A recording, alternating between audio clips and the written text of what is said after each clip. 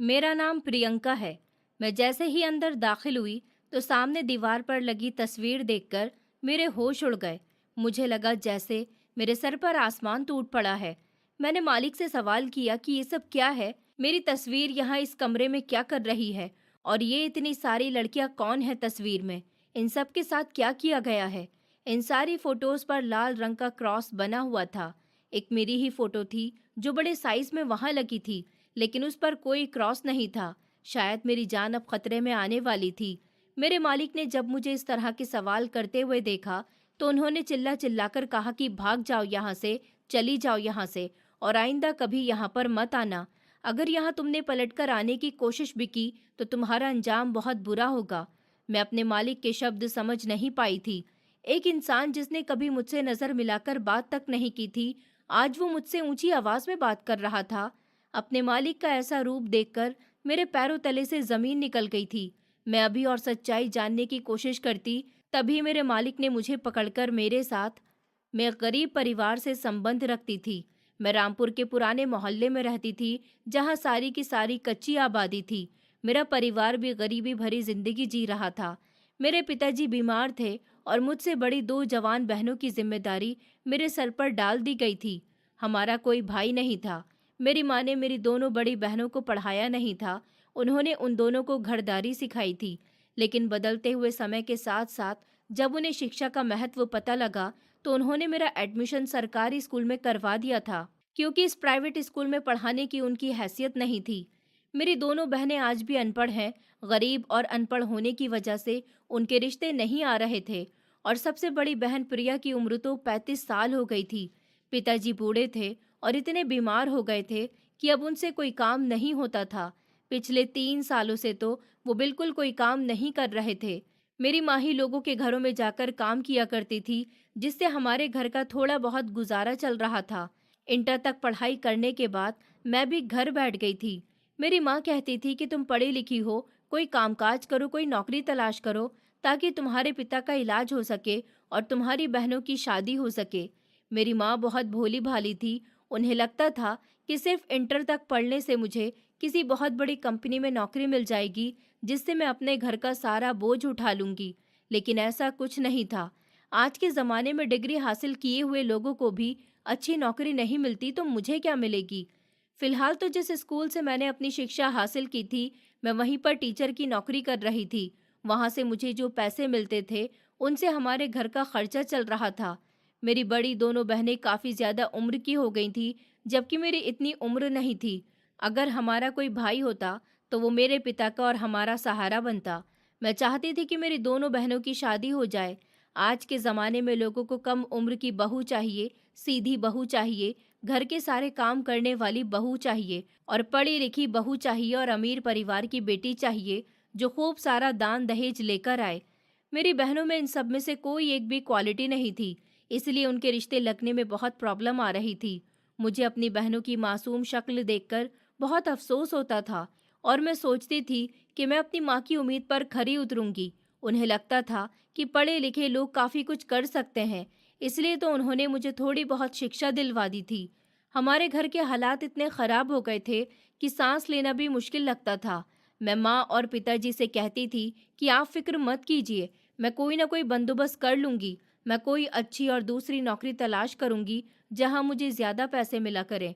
मैं हिम्मत नहीं हारूंगी, और अपनी दोनों बड़ी बहनों को भी विश्वास दिलाया करती थी कि एक दिन हमारी ज़िंदगी ज़रूर बदलेगी। आप दोनों की भी अच्छे घर में शादी होगी। मेरी सबसे बड़ी दीदी प्रज्ञा कहती थी कि तुम्हारी सोच बहुत अच्छी है, तुम दूसरों का भला करती हो, ऊपर वाला हमेशा तुम्हारा भला करेगा। मेरे पिता की खांसी भी बढ़ती जा रही थी। आधे से ज्यादा पैसे तो उनके इलाज पर खर्च हो जाते थे। माँ के तो मामूली से ही पैसे आते थे, उनसे तो बस घर का थोड़ा बहुत राशन आ जाता था। पिताजी का चेहरा पीला पड़ चुका था और आंखें अंदर धंस गई थी। पिताजी कहते थे, बेटी तुम अकेली क्या क्या करोगी, मेरी तो अब हिम्मत जवाब दे गई है।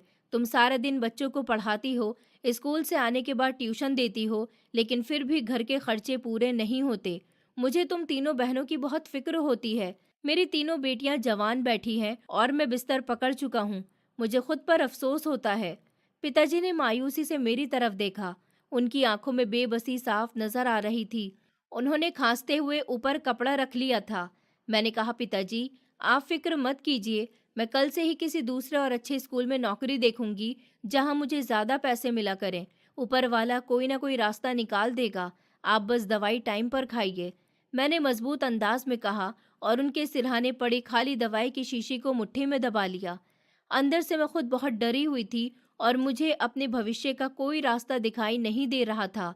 मेरी दोनों बहनों से भी कुछ नहीं आता था और वो दोनों इतनी सीधी थी कि वो घर से बाहर निकलकर किसी भी काम को करने के काबिल नहीं थी। कोई भी उन्हें आसानी से बेवकूफ़ बना सकता था। मुझे बड़ी कठिनाइयों का सामना करने के बाद स्कूल में नौकरी मिली थी। मेरा सारा दिन बच्चों को पढ़ाने में गुजर जाता था। मैंने अलग से कई घरों में ट्यूशन भी लगाए हुए थे, जो कि मेरे घर से बहुत दूर पड़ते थे, लेकिन फिर भी मैं ज़्यादातर पैदल जाकर किराए के पैसे बचा लिया करती थी। सारा दिन मेहनत करने के बाद हर महीने में जो पैसे मुझे मिलते थे, वो पैसे मैं अपनी माँ के हाथ पर लाकर रख देती थी। आज भी मैं एक छोटे बच्चे के यहाँ अपने घर से काफ़ी दूर ट्यूशन पढ़ाने के लिए गई थी, मगर मैं बहुत परेशान थी। जिस बच्चे को मैं पढ़ाती थी, उसकी माँ ने मुझे परेशान हालत में देखा तो कहने लगी कि क्या हुआ है मैडम, आज बड़ी परेशान नज़र आ रही हो। वैसे तो मैं उनको अपने घरेलू परेशानी नहीं बताना चाहती थी, लेकिन उन्होंने जब मुझे मेरी परेशानी की वजह पूछी तो मैंने उन्हें बता दिया कि मैं कितनी ज़्यादा परेशान हूँ, मेरे घर के हालात कैसे हैं और मेरी दोनों बहनों की शादी नहीं हो रही है। मेरी माँ चाहती है कि मैं कुछ करूँ ताकि मेरी दोनों बहनों की शादी हो जाए और फिर उसके बाद मेरी खुद की भी शादी हो जाए। मुझे किसी दूसरी नौकरी की ज़रूरत है, कोई ऐसी नौकरी जहाँ से मुझे ज़्यादा पैसे मिले। घर का खर्च होने के बाद कुछ पैसे मेरी बहनों के दहेज के लिए बच जाएं। उन्होंने कहा कि अच्छा, तो ऐसी बात है। उन्होंने मुझे अपने भाई के बारे में बताया और कहने लगी कि मेरा भाई अब तक काफ़ी सारे लोगों को नौकरी दिलवा चुका है। तुम चाहो तो मैं तुम्हारे लिए बात कर सकती हूँ। मैंने कहा, मैं आपकी बहुत बहुत आभारी रहूँगी। आप प्लीज़ मुझे उनका कॉन्टैक्ट नंबर या एड्रेस दे दीजिए, मैं उनसे बात कर लूँगी।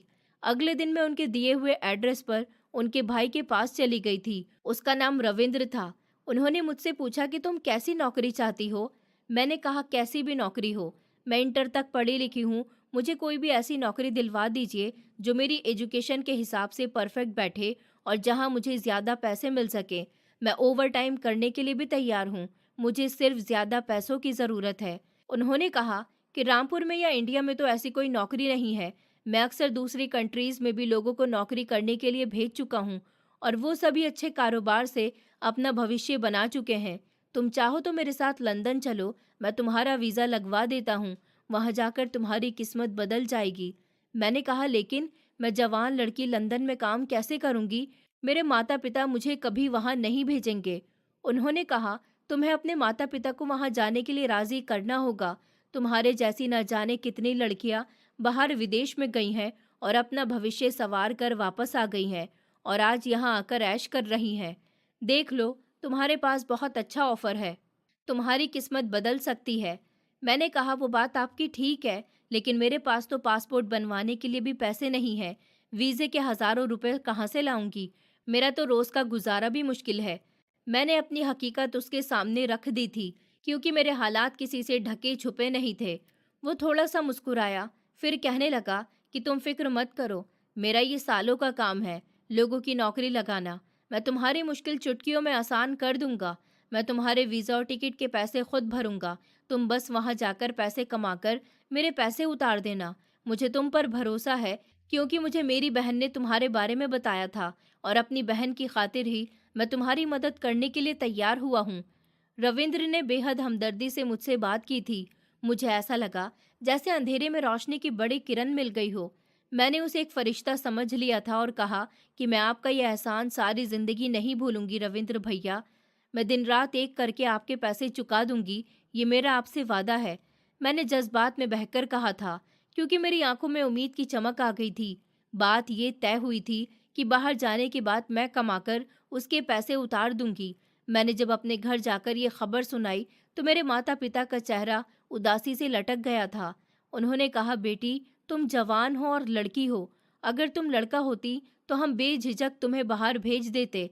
हम गरीब लोग हैं, हमारे लिए इज्जत सबसे ज़्यादा ज़रूरी होती है।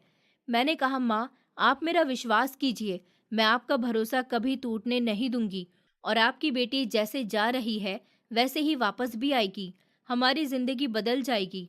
रविंद्र भैया बहुत अच्छे इंसान हैं। उन्होंने मुझे विश्वास दिलाया है कि वो मुझे लंदन खुद अपने साथ ले जाएंगे और वहां जाकर अच्छी नौकरी लगवाएंगे। उनका कहना है कि मेरा और मेरे परिवार का भविष्य बदल जाएगा। प्लीज माँ, मुझे जाने दो। पिताजी, प्लीज मुझे जाने दीजिए। मेरे माता पिता ने मेरी बात का कोई जवाब नहीं दिया। मेरी दोनों बहनों की आंखों में आंसू थे। मेरी छोटी दीदी आस्था मेरे करीब आई और कहने लगी, प्रियंका, तुम बहुत अच्छी हो। तुम हम सब के बारे में कितना सोचती हो। फिलहाल मेरे घर वालों ने मुझे जाने की इजाज़त तो दे दी थी। कुछ ही दिनों में मेरे डॉक्यूमेंट्स तैयार हो गए थे। मेरी माँ ने रोकर मुझे आशीर्वाद दिया था। मेरी बहनों ने भी आंसुओं के साथ मुझे विदा किया था और पिताजी ने बार बार यही कहा था कि अपना ख्याल रखना। मैं एक नए भविष्य की उम्मीद लेकर जहाज़ में बैठ गई थी। जैसे ही लंदन पहुंची तो हकीकत मेरे ख्वाबों से बिल्कुल अलग थी। यहाँ पर भी काम मिलना बहुत मुश्किल था। जो रविंद्र मुझे वहाँ लेकर गया था, वो लंदन की ज़मीन पर कदम रखते ही पूरी तरह से बदल गया था। उन्होंने मुझसे कहा कि देखो लड़की, मेरा काम था तुम्हें यहाँ तक लाना। अब मेरे 60,000 रुपये मैंने जो तुम पर लगाए हैं, मुझे हर महीने किश्तों पर चाहिए। अपना पासपोर्ट मेरे हवाले करो। मैंने कहा, ये आप क्या कर रहे हैं? आपने तो कहा था कि जब तक आप मेरी यहाँ अच्छी नौकरी लगाएंगे। उन्होंने कहा कि बकवास मत करो, अपना पासपोर्ट निकालो। जिस रविंदर का व्यवहार मेरे साथ बहुत अच्छा और नरम था, अब अचानक से बेरहम हो गया था। वो मुझे वार्निंग दे रहा था कि मेरे पैसे ज़रूर दे देना, वरना मैं तुम्हें यहाँ से जाने नहीं दूंगा। उसने पासपोर्ट लेने के लिए हाथ आगे बढ़ा दिया था। मेरी आंखों में आंसू आ गए थे। मैंने कहा, रविंद्र भैया, मैंने तो अभी काम करना भी शुरू नहीं किया है। मुझे थोड़ा टाइम तो दीजिए ताकि मैं नौकरी ढूंढ सकूं, और पासपोर्ट तो मेरी पहचान है। मैं अपने माथे से परेशानी से अपना पसीना साफ कर रही थी।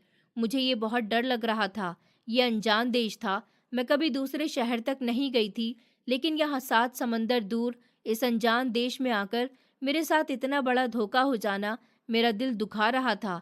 लेकिन अभी भी मैंने हिम्मत नहीं हारी थी। मैंने तसल्ली से काम लिया था। मैंने अपना बैग सीने से लगा लिया था। उसने कहा कि तुम्हारे पास टाइम सिर्फ वीज़े तक का था। अब तुम जानो और तुम्हारा काम। मुझे अगले महीने की पहली तारीख को मेरे पैसे चाहिए, वरना मैं तुम्हारा पासपोर्ट कैंसिल करवाकर तुम्हें जेल भिजवा दूंगा और पासपोर्ट मेरे पास जमानत के तौर पर रहेगा। ये सुनकर मैं बुरी तरह से डर गई थी। उसने ज़बरदस्ती मेरा पासपोर्ट मेरे हाथ से झपटकर छीन लिया था और मुझे सड़क के किनारे अकेला छोड़कर खुद टैक्सी में बैठकर निकल गया। अब मुझे एहसास हो रहा था कि मुझे इस इंसान पर भरोसा ही नहीं करना चाहिए था। मैं एक अनजान देश में बिल्कुल अकेली खड़ी थी। मेरे पास गिनती के कुछ ही पैसे थे। दूसरी तरफ जब से मैं लंदन आई थी, घर वालों के पास भी कोई खर्चा नहीं था। पहले तो मैं अपने घर नौकरी करके पैसे दिया करती थी। जैसे तैसे हमारे घर का चूल्हा जल ही रहा था। लेकिन अब मेरे सर पर इतना भारी कर्ज आ गया था, और ऊपर से जो इंसान मेरा मददगार होने का नाटक करके मुझे यहाँ लाया था, उसके कर्ज की किश्तें भी मेरे सर पे तलवार की तरह लटक रही थी। मैं रोजाना पैदल चलकर काम ढूंढती थी और धूप में सड़कों की खाक छानती थी। कई दिन तो भूखे रहकर ही गुजर रहे थे। मुझे बहुत डर लग रहा था और अपने घर वालों की फिक्र हो रही थी। बहुत काम ढूंढने के बाद आखिरकार मुझे एक शॉपिंग मॉल में क्लीनर की नौकरी मिल गई थी। मैं पढ़ी लिखी थी और थोड़ी बहुत इंग्लिश तो जानती ही थी। मैंने मॉल के अंदर जाकर पता किया था कि वहाँ कोई नौकरी खाली है। तो मॉल के मैनेजर ने मुझसे पूछा कि तुमसे साफ सफाई करना आता है। पहले तो उसने मुझे सर से पैर तक शक भरी नज़रों से देखते हुए पूछा था। मैंने कहा कि यस सर, मैं हर काम जानती हूँ। आप मुझे जो काम देंगे मैं उसे ईमानदारी के साथ और मेहनत के साथ करूँगी। आप प्लीज़ मुझे कोई भी काम दे दीजिए। बस मुझे यहाँ नौकरी की ज़रूरत है। मैं भूखी प्यासी हूँ। मैंने उसे रिक्वेस्ट भरी नज़रों से देखा, क्योंकि मेरे पैरों में अब और चलने की हिम्मत नहीं थी, और फिर अनजान देश में मेरे सर पर छत भी नहीं थी। मैंने काउंटर का सहारा लिया। उसने कहा कि ठीक है, कल सुबह 6 बजे आ जाना। कल सुबह मॉल की सारी सफाई कर देना। यहाँ और भी सफाई कर्मचारी हैं, बाकी का काम वो तुम्हें समझा देंगे। यहाँ किसी तरह की सुस्ती नहीं चलेगी। सुबह टाइम से आओगी, सारा काम ईमानदारी के साथ करोगी, तभी महीने की सैलरी मिला करेगी। मैंने कहा कि नहीं नहीं सर, मैं सुबह टाइम पर आ जाऊंगी, बल्कि मेरे पास तो रहने का कोई ठिकाना ही नहीं है। मैं यहीं बाहर रात गुजार दूंगी। उसे लगा मैं ये सब कुछ नौकरी लेने की वजह से कह रही हूँ। उसने एक रजिस्टर में मेरा नाम लिख लिया था और मुझे नौकरी मिल गई थी। मैंने सुकून का गहरा सांस लिया। उस रात मैं मॉल के बाहर ही अपना बैग लेकर बैठ गई थी, क्योंकि मेरे पास कोई ठिकाना नहीं था मैं कहाँ जाती, और मुझे सुबह जल्दी ही इस मॉल में नौकरी के लिए भी आना था। सारी रात ऐसे ही जागते-जागते इधर-उधर देखकर गुजर गई थी। सुबह जैसे ही दिन निकला और मॉल का दरवाज़ा खुला, तो मैं तेज़ी से अंदर चली गई और अपना काम शुरू कर दिया। ये सब देखकर मैनेजर खुश हुआ था। ये मॉल ज़्यादा बड़ा तो नहीं था, मगर यहाँ काम बहुत था। मैं यहाँ दिल लगाकर और बड़ी मेहनत से काम कर रही थी। यहाँ और भी लोग थे जो साफ सफाई किया करते थे। नौकरी तो मुझे मिल गई थी, अब सवाल था कि मैं कहाँ रहूँगी। मैंने हिम्मत करके मॉल के मैनेजर से बात की और उनको अपने बारे में सब कुछ बता दिया। उन्होंने मेरी बात ध्यान से सुनी और कहा कि ठीक है, तुम्हारे लिए अलग से रहने का तो कोई बंदोबस्त नहीं किया जा सकता, लेकिन अगर तुम चाहो तो रात भर मॉल के अंदर ही रह सकती हो। ऐसे काफ़ी सारे वर्कर्स हैं जो रात को यहीं सो जाते हैं, तुम भी यही सो जाया करो। मेरे दिल को सुकून मिल गया था कि अब मुझे रात सड़क पर नहीं गुजारनी पड़ेगी। यहाँ काम करने वाली और भी 2-3 लड़कियां थीं जो मेरे साथ काम किया करती थी। उनके साथ काम करके मुझे अच्छा लगता था। मेरी माँ को लगता था कि पढ़ाई करने के बाद मुझे अच्छी नौकरी मिलेगी, मगर यहाँ विदेश में साफ सफाई की नौकरी भी मेरे लिए किसी अच्छी नौकरी से कम नहीं थी। वक्त गुजरता गया और 2 महीने हो गए थे। मेरी मेहनत ने मैनेजर का दिल जीत लिया था। वो मुझ पर अब काफ़ी भरोसा करने लगा था और उसने मुझे अपनी तरफ से दोनों टाइम का खाना भी देना शुरू कर दिया था। अब मेरे रहने की परेशानी भी ख़त्म हो गई थी और खाने-पीने की भी। बस अब मुझे काम करके अपना कर्ज उतारना था और अपने घर पैसे भेजने थे। रविंद्र का कर्ज भी मैं थोड़ा-थोड़ा करके उतारने लगी थी और घर पर भी पैसे भेज रही थी। मेरी ज़िंदगी का एक रूटीन चल पड़ा था। कम से कम मेरे घर का चूल्हा तो जल रहा था। मैंने अपनी ज़रूरतों को ख़त्म कर दिया था और सिर्फ पैसे कमाने वाली मशीन बन चुकी थी। एक रात में थक हार कर जब ज़मीन पर लेटने लगी, तो माँ की कॉल आ गई। माँ की आवाज़ सुनकर मैं हर बार इमोशनल हो जाती थी। अभी भी मेरी आंखों में आंसू आ गए थे। मैंने कहा, माँ कैसी हो तुम? माँ ने कहा, बेटी मैं ठीक हूँ, तुम बताओ कैसी हो? ठीक ही होगी, वहाँ विदेश में तुम्हें अच्छी नौकरी जो मिल गई है। माँ की बात सुनकर मैंने कुछ नहीं कहा। पिताजी और बहनों के बारे में पूछा। उसके बाद माँ कहने लगी कि बेटी तुम्हें खुशखबरी सुनानी है। तुम्हारी दोनों बहनों का रिश्ता पक्का हो गया है और मैंने उन दोनों की सगाई भी कर दी है। लड़के वाले बहुत अच्छे हैं और शादी की जल्दी कर रहे हैं। जल्दी से तुम्हारी दोनों बहनों की शादी हो जाए तो मैं तुम्हारे दहेज का इंतजाम करूंगी। बेटी अभी तो सिर्फ रिश्ता लगा है, शादी में अभी समय है। मैं लड़के वालों से कह चुकी हूँ कि हम अच्छा दहेज देंगे। माँ की आवाज़ में खुशी थी, लेकिन उनकी बात सुनकर मेरे पैरों तले से ज़मीन निकल गई थी और मेरा दिल तेज़ी से धड़कने लगा था। मैंने कहा, माँ आपको इतनी भी क्या जल्दी थी? अभी तो मुझे यहाँ आए हुए सिर्फ 2 महीने ही हुए हैं। अभी तो मुझे रविंद्र का कर्जा भी उतारना है। मैं इतना बोझ कैसे उठाऊंगी? मेरे पास तो 1 रुपया भी नहीं है। मैंने दीवार के साथ टेक लगाते हुए लाचारी से कहा था और मेरा गला सूख रहा था। मैंने मुट्ठियों को जोर से बंद कर लिया था। माँ कहने लगी, बेटी मैंने यहाँ तुम्हारे बारे में बता दिया था कि हमारी बेटी लंदन में नौकरी करने के लिए गई है, तो यहाँ आसपास के लोगों को लगा कि तुम अच्छा कमाने लगी होगी, इसलिए तुम्हारी बहनों के रिश्ते आने लगे। मैंने रिश्तों को स्वीकार कर लिया, मगर लड़के वाले शादी करने के लिए बहुत जोर दे रहे हैं। अगर हमने शादी जल्दी नहीं की तो रिश्ता टूट जाएगा। तुम जानती हो कि कितनी मुश्किलों से तुम्हारी बहनों का रिश्ता तय हुआ है। तुम कुछ पैसों का बंदोबस्त करो, दहेज भी बनाना है, कम से कम 3-4 लाख रुपए का इंतजाम कर दो। माँ की आवाज़ अब रोने वाली हो गई थी और उनकी मजबूरी मुझसे सही नहीं जा रही थी। उनकी सिसकियाँ मेरे दिल पर खंजर की तरह चल रही थी। मेरा तो अभी तक अपना खर्चा पूरा नहीं हुआ था। शादी के लिए इतने पैसे कहाँ से जमा करती? मेरा दिमाग फटने लगा था। फिर भी मैंने माँ से कह दिया कि आप फिक्र मत कीजिए। माँ मैं पैसों का बंदोबस्त कर लूँगी, आप बस शादी की तैयारी कीजिए, ऊपर वाला सब ठीक कर देगा। मैंने माँ के कहने पर उन्हें झूठी तसल्ली तो दे दी थी, लेकिन अपने सीने पर हाथ रख लिया था। उम्र से ज्यादा मुझ पर जिम्मेदारी पड़ गई थी। आज मुझे एहसास हो रहा था कि अगर मेरा कोई भाई होता या मेरा पिता सलामत होता तो शायद मुझ पर इतनी जिम्मेदारी न होती। उस रात में एक पल के लिए भी नहीं सो सकी थी। मैंने बड़ी मुश्किल से बर्दाश्त किया था। एक दिन भी मैंने अपने घर वालों को नहीं बताया था कि मेरे साथ यहाँ क्या हो रहा है, मैं यहाँ क्या काम कर रही हूँ, क्योंकि वो पहले ही बहुत परेशान थे। अगले दिन मॉल में रोज की तरह भीड़ भाड़ थी। मेरे सर में दर्द हो रहा था, लेकिन मैं फिर भी काम करती रही। मेरे हाथ में मॉप था। वैसे तो मॉल में काफी सारे लोग शॉपिंग करने के लिए आते थे, लेकिन एक आदमी ऐसा था जिसकी नज़र लगातार मुझ पर थी और वो मुझे सफाई करते हुए बार बार देख रहा था। मैंने उसे नज़रअंदाज किया और अपने काम में लगी रही, लेकिन फिर थोड़ी देर बाद वो धीरे धीरे चलते हुए मेरे करीब आया और कहने लगा कि हाय, आर यू इंडियन गर्ल? मैं भी इंडियन ही हूँ। मैंने झिझकते हुए कहा कि जी। तुम जैसी हिंदुस्तानी और सुंदर लड़की यहाँ ये काम कर रही हो, मुझे अफसोस हो रहा है।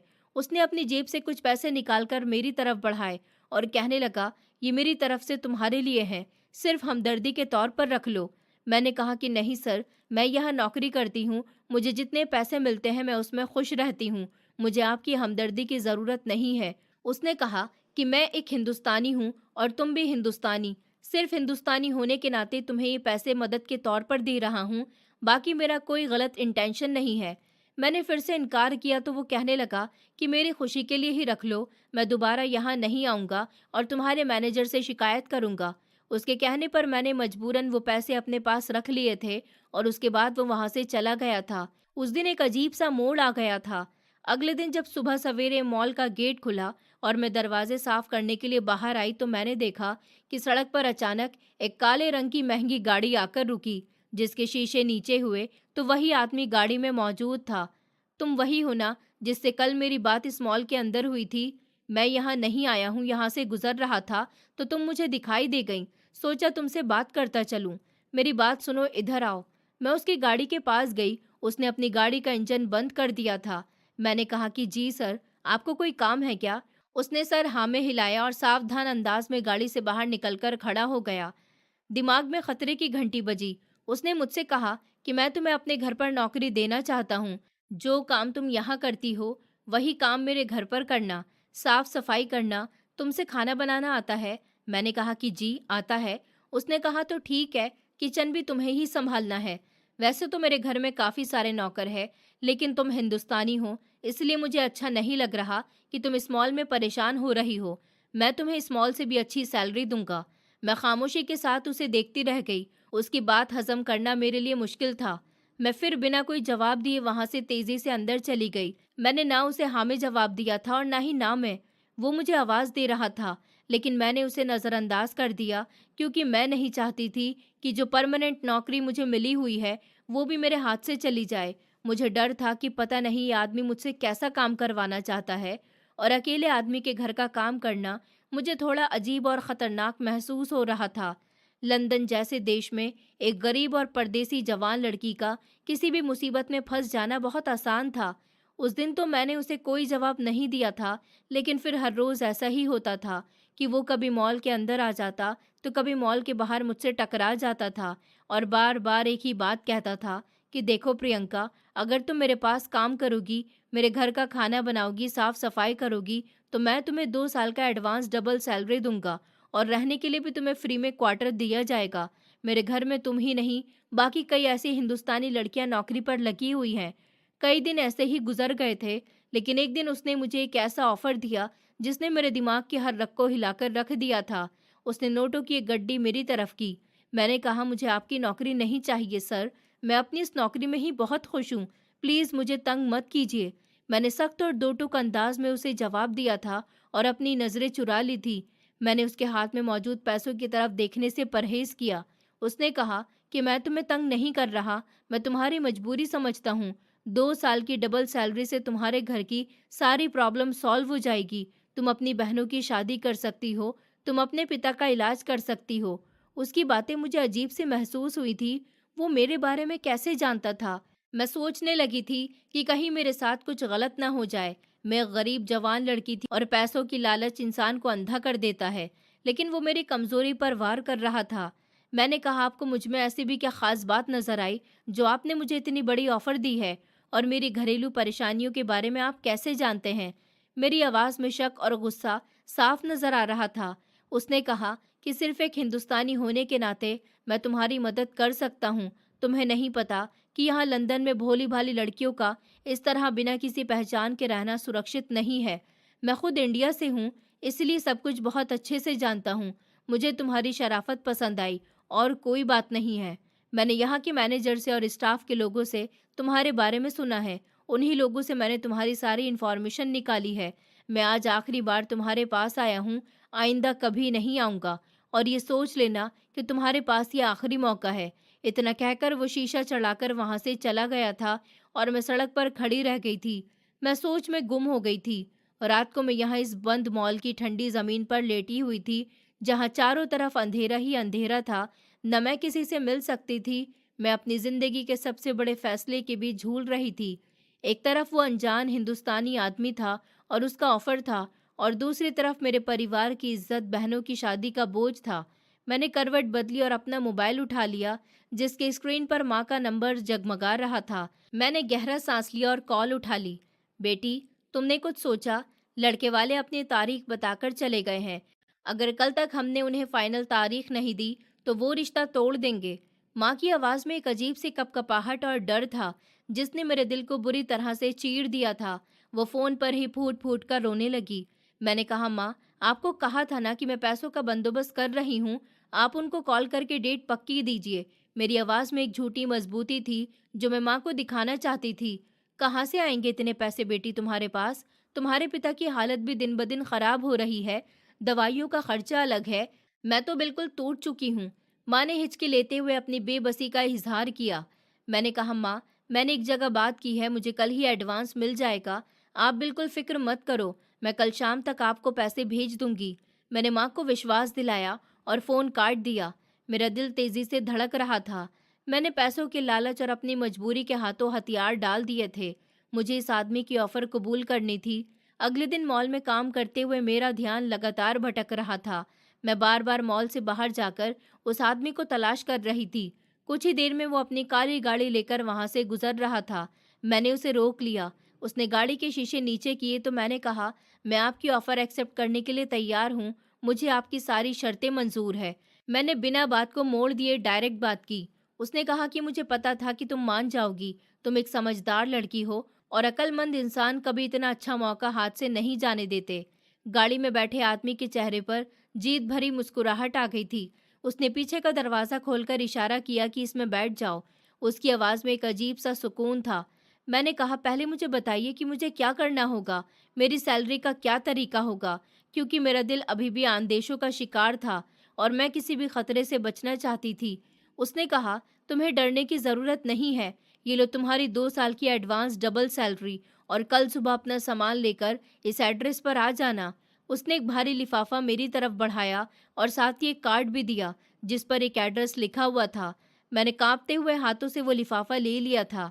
ये इतने पाउंड हैं जो मैंने अपनी पूरी जिंदगी में एक साथ नहीं देखे थे। मैंने कहा, मैं कल सुबह 6 बजे तक आपके घर पहुंच जाऊंगी सर। मैंने ये पैसे अपने पास रख लिए थे। मेरी आंखों में अजीब सी चमक थी। इन पैसों ने मेरे सारे डर खत्म कर दिए थे।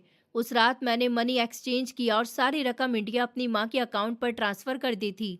पैसे भेजते ही मुझे लगा कि जैसे मेरे कंधों से बहुत बड़ा पहाड़ हट गया है। मैंने माँ को फ़ोन करके खुशखबरी सुनाई तो वो खुशी से रोने लगी और मुझे ढेरों आशीर्वाद देने लगी। अगली सुबह मैंने अपना सामान लिया और मैनेजर के पास पहुँच गई। सर, मैं आज से यहाँ काम नहीं कर सकती। प्लीज़ मेरा हिसाब कर दीजिए। मैं ये नौकरी छोड़ रही हूँ। मैंने मैनेजर की टेबल के सामने खड़े होकर दो टूक अंदाज में कहा। उन्होंने कहा, प्रियंका, तुम्हें क्या हो गया है? तुम्हें तो यहाँ पर हर सुविधा दी जा रही थी, तो फिर तुम अचानक नौकरी कैसे छोड़ सकती हो? यहाँ से तुम्हें अब 1 रुपया भी नहीं मिलेगा, निकल जाओ। उसका चेहरा लाल हो गया था। उसने टेबल पर जोर से हाथ मारा। मैंने कहा, आप मेरे पिछले पैसों को अपने ही पास रख लीजिए, मुझे उनकी ज़रूरत नहीं है। मैं जा रही हूँ। मैं वहाँ से बाहर निकल आई थी। आज मैं किसी की धमकी से डरने वाली नहीं थी, क्योंकि मेरी जेब भारी थी और भविष्य सलामत लग रहा था। मैंने टैक्सी ली और इस कार्ड पर लिखे हुए पते पर पहुंच गई थी। वो लंदन के सुकून भरे इलाके का एक शानदार विला था। मैंने हिचकिचाते हुए दरवाजे की घंटी बजाई। कुछ देर के बाद एक नौकर ने दरवाज़ा खोला और मुझे अंदर ले गया। ये रहा तुम्हारा क्वार्टर। आज से तुम यहीं पर रहोगी। यहाँ तुम्हें सिर्फ रात का खाना बनाना है, वो भी इंडियन फूड। बाकी तुम आज़ाद हो। उस आदमी ने विला के पीछे शानदार क्वार्टर का दरवाज़ा खोलते हुए मुझसे कहा। मैंने कहा कि ठीक है सर, मैं समझ गई। मैं शाम को किचन में पहुंच जाऊंगी और आपको शिकायत का कोई मौका नहीं दूंगी। मैंने क्वार्टर की सफाई की। यहाँ पर मैं फ्री में रह सकती थी। शाम के समय में विला के किचन में दाखिल हुई। इतना बड़ा किचन देखकर मैं हैरान रह गई थी। मुझे समझ ही नहीं आ रहा था कि कौन सी चीज़ कहाँ रखी हुई है। मैंने जल्दी से सारा सामान निकाला और खाना बनाना शुरू कर दिया। खाना डाइनिंग टेबल पर लगाने के बाद मैं अपने क्वार्टर में वापस आ गई थी। मुझे सख्ती से कहा गया था कि मुझे सर के कमरे में जाने की इजाज़त नहीं है और ना ही बेवजह विला के अंदर घूम सकती हूँ। अगली सुबह के समय मैं पानी पीने के लिए क्वार्टर से बाहर निकली तो मेरी नज़र लाउंज की खिड़की पर पड़ी। वो आदमी इंडियन कल्चर के मुताबिक प्रेयर कर रहा था। मुझे यहाँ आकर पता चला था कि उसका नाम आकाश मल्होत्रा है। वो न जाने क्यों बुरी तरह से रो रहा था। उसकी सिसकियां मुझे बाहर तक सुनाई दे रही थी। मैं वहीं खड़ी रही और सोचने लगी कि ये आदमी कितना संस्कारी है। मैंने उसके अंदर एक चीज नोटिस की थी, वो ये थी कि वो हमेशा मेरे साथ नरमी और इज्जत से बात किया करता था। उसने कभी मुझे नजर भरकर देखा तक नहीं था। मुझे बहुत हैरानी हुई थी कि इतने बड़े घर में अकेला रहने वाला आदमी इतना ज्यादा संस्कारी हो सकता है। मैंने खामोशी से पानी पिया और वापस अपने कमरे में आ गई। सुबह 8 बजे मैं किचन में गई ताकि सर के लिए नाश्ता तैयार कर सकूं, लेकिन वहां तो नौकरानी नाश्ता बना रही थी। उन्होंने ठीक कहा था। उन्होंने अपने घर में सारे इंडियन लोगों को ही नौकरी दी हुई थी। मैंने कहा, लेकिन सर के लिए नाश्ता तो मुझे बनाना था, तुम क्यों बना रही हो? वो नौकरानी इससे पहले कुछ कहती, पीछे से सर आकर बोल पड़े, जो दरवाजे पर खड़े थे। प्रियंका, तुम रात का खाना बनाकर काफी थक गई होगी, इसलिए सुबह का नाश्ता और दोपहर के खाने के लिए मैंने इसको रखा हुआ है। तुम सिर्फ रात का ही खाना बनाओगी। आकाश सर की आवाज में एक अजीब सा अपनापन था। मैंने कहा, लेकिन सर, आपने मुझे भारी सैलरी पर रखा हुआ है। अगर सारा काम ये लोग करेंगे तो फिर मैं क्या करूंगी? मैंने उलझन और शर्मिंदगी का शिकार होते हुए कहा था कि मुझे मुफ्त की रोटियां तोड़ना बिल्कुल भी पसंद नहीं है और इनका व्यवहार मेरी समझ से बाहर था। उन्होंने कहा कि मैंने तुम्हें यहाँ रात के खाने के लिए रखा है। तुमने रात जो खाना बनाया था वो बहुत ही डिलीशियस था। मुझे वो पसंद आया। बस तुम अपना काम करो, बाकी किसी से बहस मत किया करो। उन्होंने सख्ती से बात खत्म की और किचन से वापस चले गए थे। मैं उनको जाता हुआ देखती रही। दिन गुजरते रहे। मेरी जिंदगी एक सुकून भरे रूटीन में ढल चुकी थी। मैं सिर्फ रात को कुकिंग करती थी, दिन में थोड़ी बहुत डस्टिंग कर लिया करती थी और खाना डाइनिंग टेबल पर लगा देती थी, फिर खुद अपने क्वार्टर में चली जाती थी। एक शाम में किचन में सब्जियां काट रही थी कि सर अंदर दाखिल हुए। उनके हाथ में शॉपिंग बैग्स थे। ये तुम्हारे लिए है प्रियंका, इन्हें पहनकर देख लेना। अगर साइज की प्रॉब्लम हो तो मैं चेंज करवा दूंगा। उन्होंने बैग्स काउंटर पर रखे और मेरी तरफ देखते हुए कहा। उनकी आंखों में एक अजीब सी इज्जत थी। सर, ये क्या है? मुझे इन कपड़ों की कोई ज़रूरत नहीं है। मेरे पास पहनने के लिए बहुत कुछ है। आप मुझ पर इतना खर्च क्यों कर रहे हैं? मैंने हैरानी और हिचकिचाहट से इन महंगे ब्रांडेड कपड़ों को देखा और साफ इनकार कर दिया। मुझे उसकी ये मेहरबानियां अजीब लगती थी।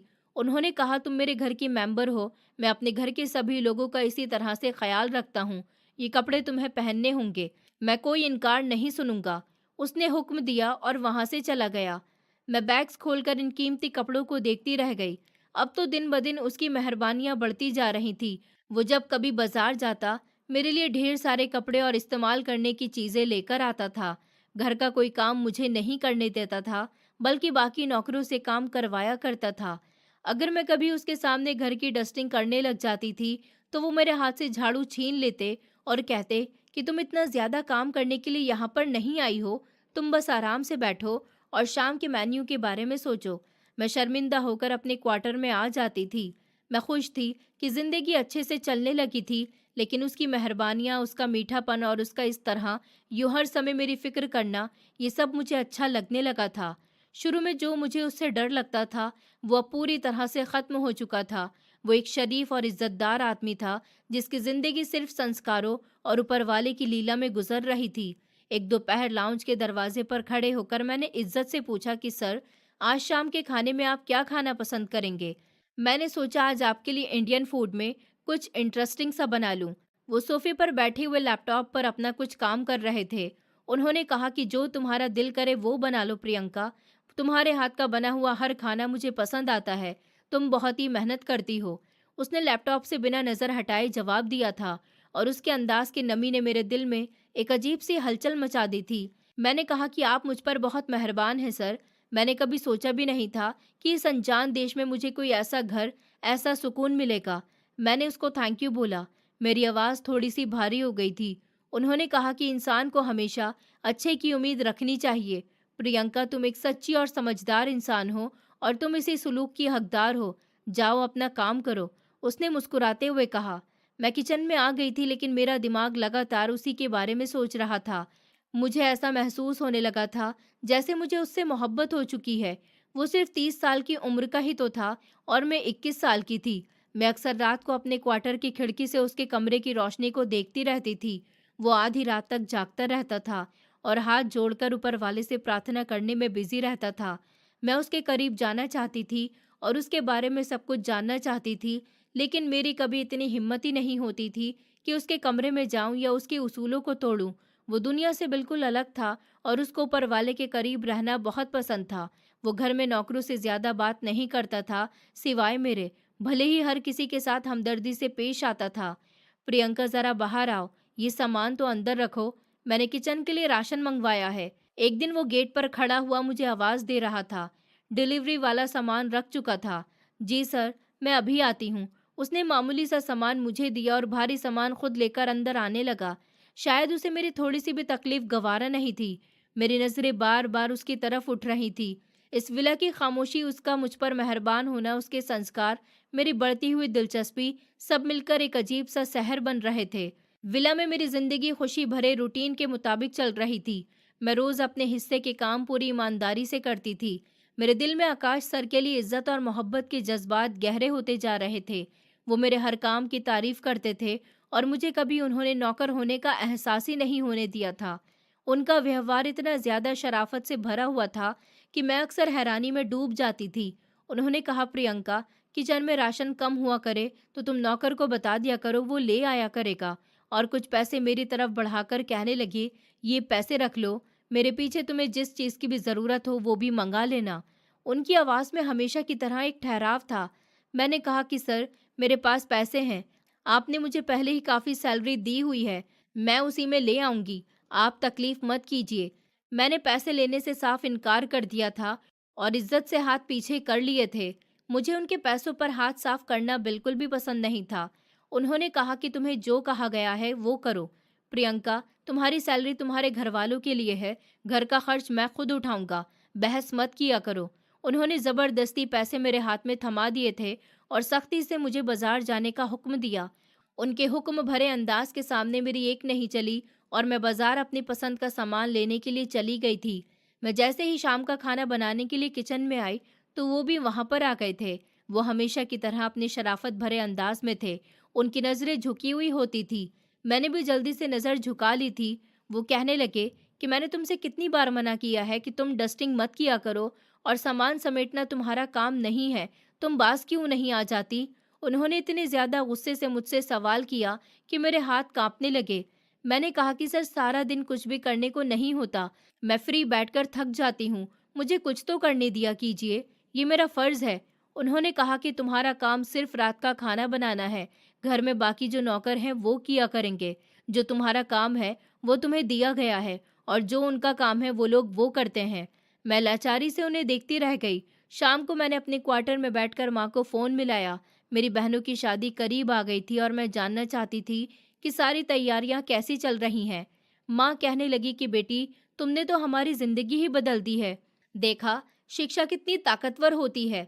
तुम्हारी बहनों की शादी जोरों शोरों से चल रही है, सारा सामान आ गया है, बस इन दोनों की शादी हो जाए, फिर मैं तुम्हारे लिए दहेज इकट्ठा करूंगी और तुम्हारे लिए भी अच्छा सा रिश्ता तय करके तुम्हें यहाँ बुला लूंगी।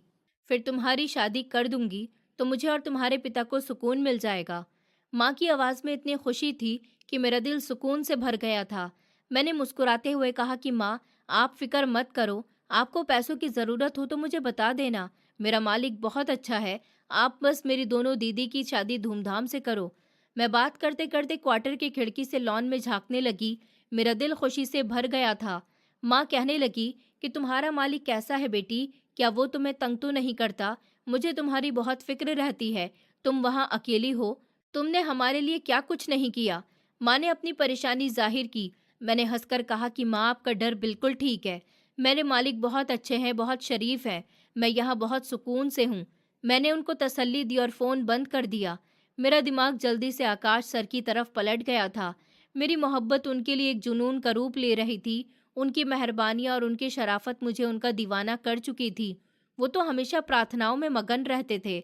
मैं उलझन का शिकार रहती थी कि इतना अमीर और शरीफ आदमी, आखिर उनको किस बात का दुख है। रात का खाना टेबल पर लगाते हुए मैंने महसूस किया था वो कुछ खामोश थे। उन्होंने खाने की तरफ देखा भी नहीं। मैंने कहा, सर आपकी तबीयत ठीक तो है? आज आपने दोपहर भी कुछ नहीं खाया और अभी भी खामोश बैठे हैं। मैंने पानी का जग उनके करीब रखा। उनकी खामोशी मुझे अंदर से परेशान कर रही थी। उन्होंने गहरी सांस ली और कहा कि इंसान की तबीयत से ज़्यादा उसका दिल खराब होता है प्रियंका। दुनिया में धोखे बहुत मामूली हो गए हैं। हर इंसान अपना फ़ायदा देखता है। उनकी आवाज़ में एक अजीब सा दुख छिपा हुआ था।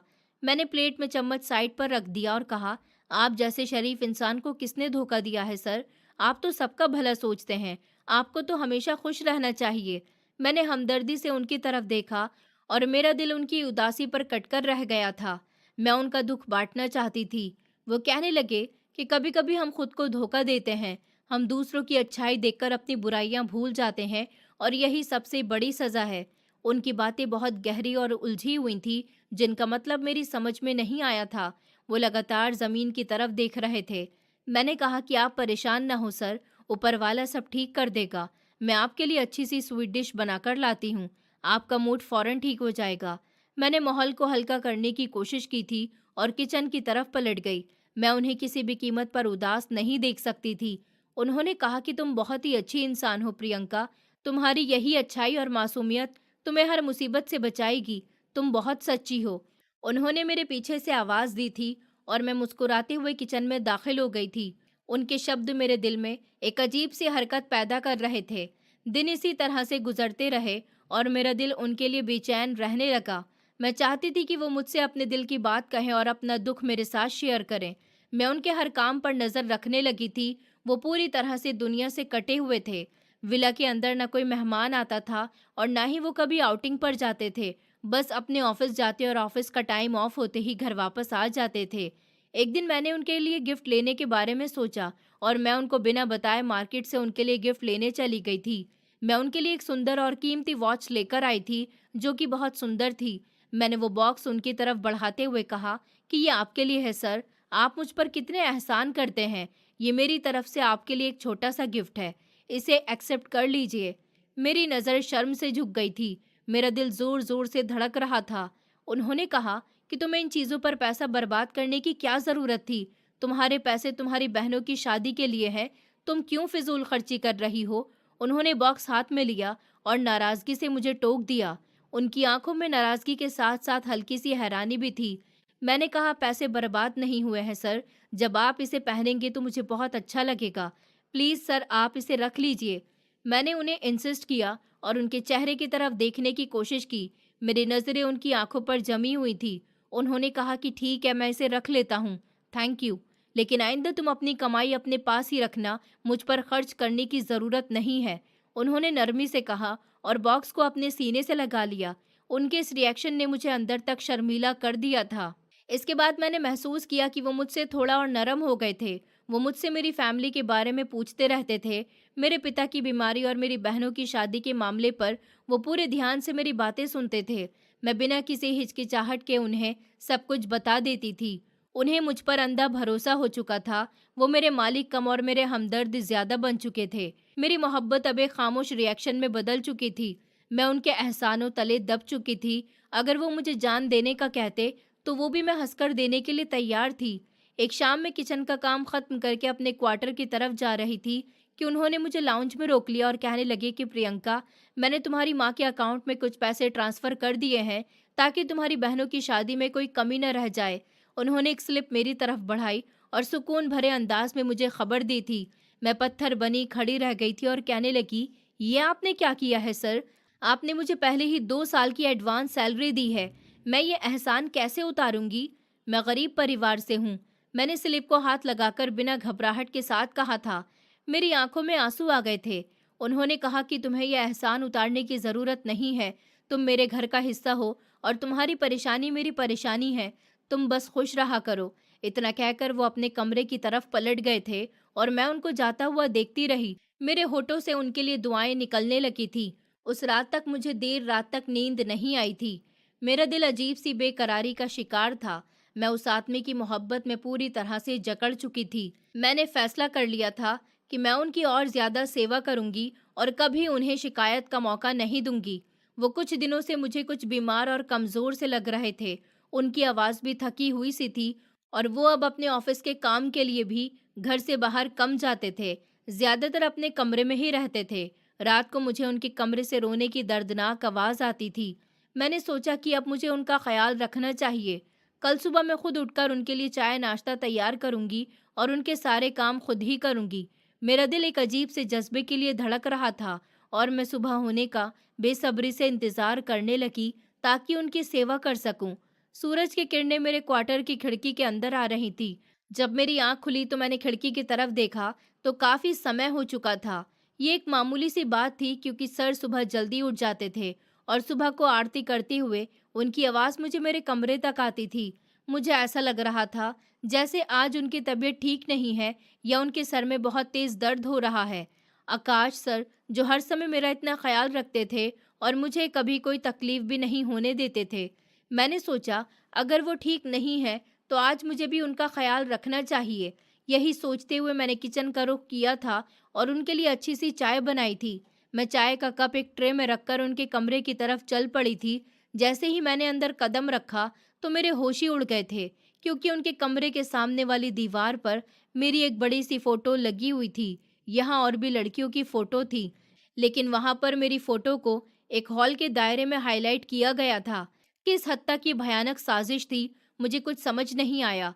मैं दरवाजे की तरफ पलटी लेकिन वो मुझे रास्ते में ही मिल गए थे और कहने लगे कि कहाँ भाग रही हो प्रियंका, तुम यहाँ से भाग तो नहीं सकती। इस विला से बाहर निकलना नामुमकिन है। उनकी आवाज़ में एक अजीब सी सख्ती और हुक्म था जिसने मेरे कदम ज़मीन में गाड़ दिए थे। मैंने कहा, मेरी फ़ोटो आपके कमरे में कैसे आई और उसे हाईलाइट क्यों किया गया था? मुझे जवाब दीजिए। मैं बहुत परेशान हो गई और डर से मेरे हाथ कांपने लगे। बस यही सब कुछ देखकर मुझे डर लग रहा था कि कहीं मेरे साथ कुछ गलत न हो जाए, क्योंकि विदेशी लोगों की अक्सर डरावनी कहानियां मैंने सुन रखी थी। उन्होंने कहा, यहाँ से निकल जाओ प्रियंका, वरना तुम जिंदा नहीं बचोगी। उसने अचानक अपना अंदाज बदल लिया और उनकी आंखों में एक डर पैदा हो गया, जैसे वो किसी और से डर रहे हों। मैंने कहा, लेकिन मेरी फोटो यहाँ इस कमरे में क्या कर रही है और इन बाकी लड़कियों का क्या अंजाम हुआ है जिनकी फोटो दीवार पर है? मैंने दीवार पर लगी अपनी फोटो को देखते हुए पूछा, जिस पर लाल रंग का निशान लगा हुआ था और मेरा दिल सीने से बाहर आने को था। उन्होंने कहा कि बहुत सी फोटो हैं, बहुत से लोगों के साथ मैंने गलत किया है और अब तुम्हारी बारी थी। आकाश सर मेरे साथ इसी कमरे में आ गए और उन्होंने दरवाज़ा बंद करके एक बेहद भयानक हकीकत से पर्दा उठाया। मैंने कहा, आपका मतलब क्या है? मैं तो आपको एक शरीफ और संस्कारी आदमी समझती थी, पर आप मेरे साथ क्या करने वाले थे? मैं हक्का बक्का रह गई थी और मेरा दिमाग सुन्न होने लगा था। मुझे अपने कानों पर यकीन ही नहीं आ रहा था। उन्होंने कहा, तुम पिछले कई हफ्तों से मेरा टारगेट थी। तुम यहाँ इत्तेफाक से नहीं आई, तुम्हें पूरी प्लानिंग के साथ यहाँ बुलाया गया है। वो सब कुछ मुझे सच बता रहे थे और उनकी आंखों में शर्मिंदगी के आंसू तैरने लगे। मैंने कहा कि आप मुझे किस जाल में फंसाना चाहते थे? आपका क्या मकसद था और ये कैसा गैंग है? मैंने दीवार के साथ टेक लगाते हुए पूछा, क्योंकि मेरी टांगों में खड़े रहने की हिम्मत नहीं थी। उन्होंने कहा, मैं लड़कियों को सप्लाई करने वाले गैंग का एक हिस्सा हूँ जो दूसरे देशों की मासूम लड़कियों को नौकरी का झांसा देते हैं। उन्होंने रोते हुए अपनी सच्चाई बताई थी और जमीन की तरफ देखने लगे। उनके कंधे झुक चुके थे। मैंने कहा, आप इतने बेरहम कैसे हो सकते हैं? मैंने आप पर बहुत ज्यादा भरोसा किया था। आपने मेरे जज्बात से खेला है। मेरी आंखों से आंसू निकलने लगे और मेरा दिल बुरी तरह से टूट गया। मुझे अपनी बहनों और बीमार पिता का ख्याल सताने लगा। उन्होंने कहा कि मैं मानता हूँ कि मैं बहुत बुरा इंसान हूँ प्रियंका। मैंने पैसों के लिए बहुत सी गरीब लड़कियों का सौदा किया है। उन्होंने अपने चेहरे को हाथों में छुपा लिया था और उनकी हिचकियां बंद गईं। मैंने कहा, आपको मेरा ख्याल नहीं आया कि मेरे पीछे मेरे बीमार माता पिता और बहनें हैं। मेरा पूरा परिवार मेरा इंतजार करता है। मैंने गुस्से और दुख से भरी हुई आवाज में उनसे सवाल किया था। उन्होंने कहा कि तुम ठीक कह रही हो। तुम्हारी अच्छी आदत और तुम्हारी नरमी को देखकर मुझे महसूस हुआ कि मैं पहले भी बहुत सी लड़कियों को धोखा दे चुका हूँ। उन्होंने अपने आंसू साफ किए और मुझे एक शर्मिंदगी भरी नज़र से देखा। मैंने कहा, तो फिर आप अब मेरे साथ क्या करने वाले हैं? क्या मुझे भी आप मार देंगे या आगे बेच देंगे? मैंने अपनी जान की फिक्र करते हुए उनसे पूछा था। मेरा पूरा शरीर थर थर काँप रहा था। उन्होंने कहा, तुम्हारी इंसानियत, तुम्हारा भोलापन और तुम्हारी पवित्रता देखकर मैं बहुत इम्प्रेस हो गया हूँ। मेरा मन मुझे आगे और कुछ भी करने की इजाज़त नहीं देता। उन्होंने गहरी सांस ली और उनके चेहरे पर एक अजीब सा सुकून छा गया था। तो क्या आप मुझे जाने देंगे? क्या मुझे इस कैद से आज़ादी मिल जाएगी? मैंने उम्मीद भरी नज़रों से उन्हें देखा था, हालांकि मुझे अभी भी उन पर पूरी तरह से भरोसा नहीं हो रहा था। उन्होंने कहा, अब मैं तुम्हें कभी भी उस गैंग के हवाले नहीं करूंगा जिससे मैं पैसे लेकर भोली भाली लड़कियों को उनके हवाले करता हूँ। प्लीज़ मुझे माफ़ कर दो। उन्होंने मेरे सामने हाथ जोड़ दिए थे। उनकी आवाज़ में सच्ची तड़प और पछतावा था। उन्होंने मुझसे वादा किया था कि वो मुझे नहीं बेचेंगे, और सच में उन्होंने मुझे अपनी गैंग के हवाले नहीं किया था।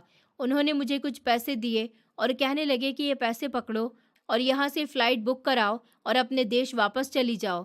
उन्होंने मुझे खामोशी के साथ वहाँ से भगा दिया था और एक भारी बैग मेरे हाथ में थमा दिया था जिसमें बहुत सारे पैसे थे। मैंने कहा, मैं ये पैसे क्यों लूँ? ये पैसे दूसरी लड़कियों को बर्बाद करके कमाए गए हैं। मैं सिर्फ अपनी जान बचाना चाहती हूँ। मैंने उनसे बैग लेने से इनकार कर दिया था और पीछे हट गई थी क्योंकि मुझे इन पैसों से नफरत महसूस हो रही थी। उन्होंने कहा कि ये पैसे मेरे पर्सनल बिजनेस के हैं, गैंग के नहीं हैं। मैं चाहता हूँ कि तुम इंडिया जाकर अपना कोई बिजनेस स्टार्ट करो और अपने पैरों पर खड़ी हो जाओ। प्लीज़ इन्हें रख लो। उन्होंने ज़बरदस्ती बैग मेरे कंधे पर लटका दिया था और मुझे पीछे की दरवाजे की तरफ धकेल दिया था। मैंने कहा, लेकिन अब आपका क्या होगा? गैंग के लोग आपको जिंदा नहीं छोड़ेंगे। पता चलेगा कि आपने मुझे भगा दिया। मैंने चलते चलते रुककर परेशानी से उनसे पूछा था, क्योंकि मुझे अभी भी उनकी जान की फिक्र सता रही थी। उन्होंने कहा कि तुम मेरी फिक्र मत करो, बस तुम खामोशी के साथ यहाँ से भाग जाओ। मैं अपना अंजाम खुद भुगत लूंगा। उन्होंने मुझे दरवाजे से बाहर निकाला और मेरी आंखों में देखकर आखिरी बार एक दुख भरी मुस्कुराहट के साथ मुझे अलविदा किया। मैं वहां से निकली और सीधा एयरपोर्ट पहुंचकर पहली फ्लाइट से इंडिया आ गई। मैंने वो पैसे अपने परिवार पर लगाए और एक छोटा सा रेस्टोरेंट खोल लिया था। मेरी बहनों की शादी भी अच्छे तरीके से हो गई थी और मेरे पिता का इलाज भी शुरू हो गया था। लेकिन मुझे दिन रात आकाश सर की बहुत फिक्र सताती थी। मुझे उनकी याद आती थी और उनका एहसान मुझे सोने नहीं देता था। एक दिन मैंने हिम्मत करके लंदन के उसी नंबर पर उन्हें फ़ोन किया। हेलो, कौन बात कर रहा है? मुझे आकाश सर से ज़रूरी बात करनी है। वो कैसे हैं? मैंने बेचैनी से पूछा जब फ़ोन की घंटी बजने के बाद किसी ने कॉल उठाई थी। आगे से आवाज़ आई, पुलिस स्टेशन है और जिस आदमी का ये नंबर है वो इस समय हमारी हिरासत में है। ये सुनकर तो मेरे पैरों तले से ज़मीन निकल गई और मेरी सांसें अटक गईं। मैंने कहा कि सर, पुलिस की हिरासत में क्यों हैं? उन्होंने तो कुछ भी नहीं किया। वो कैसे हैं, मुझे सच-सच बताइए। मैंने घबराकर कई सवाल कर दिए थे। मेरा दिल बुरी तरह से धड़कने लगा था। पुलिस वाले ने मुझे बताया कि इन्होंने एक इंडिया में रहने वाली लड़की को भागने में मदद की है और अपने खतरनाक गैंग के साथ बेईमानी की है। इसके गैंग वाले इसे मारना चाहते थे। पुलिस वाले ने मुझे डिटेल से जवाब दिया और मेरे दिल में आकाश सर के लिए इज्जत और भी बढ़ गई थी। मैंने कहा, तो क्या उन्होंने खुद को पुलिस के हवाले कर दिया? पुलिस ने कहा कि हाँ, उन्होंने अपना सरेंडर कर दिया है। उनके गैंग के लोग उन्हें मार देंगे। ये सब सुनकर मेरी आंखों से आंसू बहने लगे थे। पुलिस ने बताया कि आकाश ने ये साबित कर दिया कि अच्छा कैरेक्टर किसी बुरे इंसान को भी बदल सकता है।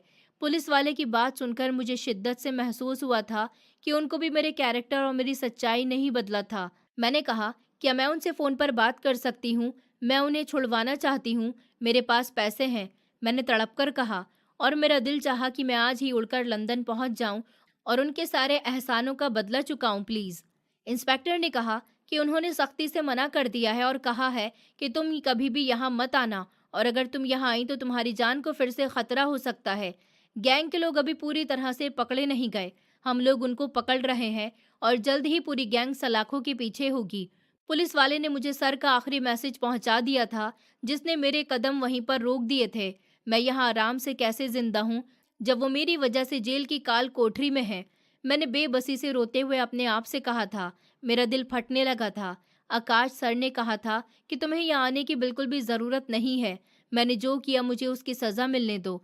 मैं अपने गुनाहों की माफ़ी मांग रहा हूँ। पुलिस वाले ने फ़ोन काटने से पहले आखिरी बात बताई और लाइन कट गई थी। मुझे बाद में न्यूज़ से पता चला था कि वो सारा गैंग पकड़ा गया था जो मासूम लड़कियों को धोखा देकर अपने झांसों में ले लेते हैं और उनको बेचते थे। कुछ लड़कियों को नौकरी का झांसा दिया जाता था, कुछ लड़कियों को किडनैप किया जाता था, तो कुछ घटिया लोग अपने घर की बहन बेटियों को पैसे की खातिर उनके हवाले कर देते थे। कभी कभी इंसान का लालच उसे बहुत बड़े खतरे में डाल सकता है। वो समय गुजर गया। मैं आज भी उस समय को याद करती हूँ तो मेरी आत्मा कांप उठती है। अब मेरी शादी एक अच्छे इंसान से हो गई जो मेरा बहुत ख्याल रखता है और जो अमीर है, और मैं अपने पति के साथ अपने छोटे से रेस्टोरेंट को एक बड़े से होटल का रूप दे चुकी हूँ। ये कहानी उन लोगों के लिए एक सबक है जिन्होंने देश से बाहर जाकर मजदूरी करने को एक हसीन सपना समझ रखा है, लेकिन ये कड़वी हकीकत है। मैं आज भी आकाश सर को याद करती हूँ और उनके लिए प्रार्थना करती हूँ, जिन्होंने अपनी जान खतरे में डालकर मेरी इज्जत और मेरा भविष्य बचा लिया। मेरा मैसेज स्पेशली लड़कियों के लिए है, जो दूसरों पर अंधा भरोसा ना करें, सावधानी के साथ और तसल्ली के साथ अपने घर की परेशानियों को हैंडल करें।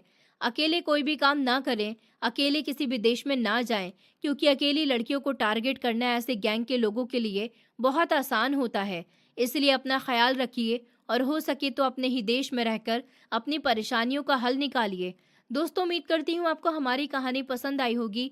कहानी पसंद आई है तो वीडियो को लाइक करें, चैनल पर नए हैं तो चैनल को सब्सक्राइब करें और हाँ, नोटिफिकेशन बेल को ज़रूर दबाएं ताकि अगली अपडेट सबसे पहले आपको मिले।